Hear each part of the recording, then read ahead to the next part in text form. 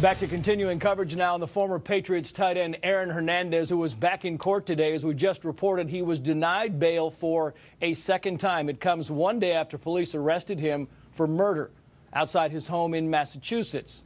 Defense attorney Anahita Sedahatfar now joins us, and she's got more on this timeline. I'm fascinated by this whole thing because when they laid this case out, they literally have this thing from the nightclub these three men were at in Boston all the way down to the alleged crime scene and then back to his house, and they have filled in all the pieces. I mean, it's kind of an amazing work in just 1 week gathering all this stuff. Absolutely. I mean, I think it shows us that Big Brother really is watching, and essentially the prosecution has laid out their case against Hernandez using a myriad of surveillance videos. They've also used the surveillance videos to establish a timeline. And yes, if you take these pieces of evidence individually, it's a circumstantial case. It's not that compelling. But collectively, I think it's going to be a really big hurdle for him to overcome. Well, the defense said exactly what you said, that it is all circumstantial evidence. But then you go to these witnesses who heard gunshots by the time that car went into that field and then came out. In that very time window that they were in there, you've got witnesses saying they heard gunshots. So one more piece of the puzzle. Absolutely. It's just not looking good. Again, all defense attorneys are going to try to argue in circumstantial cases that, hey, we have no eyewitnesses, we have no confession.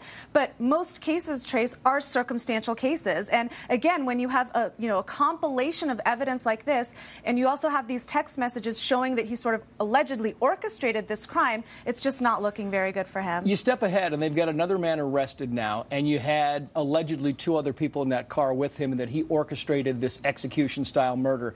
Now the prosecutors try to get one of these guys to turn on Aaron Hernandez. How does it work? Bingo. I think that their main guy here is Hernandez, at least based on the evidence we've seen so far. I mean, he's the one caught on surveillance with the gun, leaving his house, returning home after the alleged killing with the gun. I think he's their main guy. I think the prosecution is going to charge and go after the other 2 alleged co-conspirators because they haven't said yet who they believe shot the gun. Right. But they're going to try to, I don't know about this, but they might possibly offer them some type of plea deal to get information on Hernandez. But it doesn't matter who shot the gun. When they talk about orchestrating the execution, that time it doesn't matter, right? Absolutely. They're all facing the same charges. They're all facing the same charges. But again, I think the evidence shows Hernandez did orchestrate the crime. So they will use the other potential defendants to try to get evidence and possibly, evidence to use against Hernandez and offering them some type of plea deal. So he takes his cell phone, he smashes it in 20 different pieces. He goes and he disables the entire video surveillance system in his house.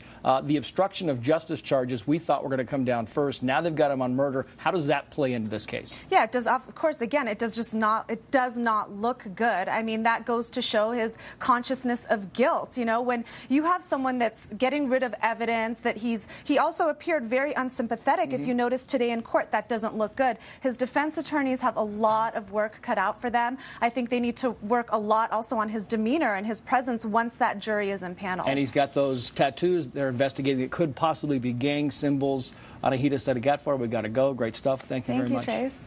Well, we are also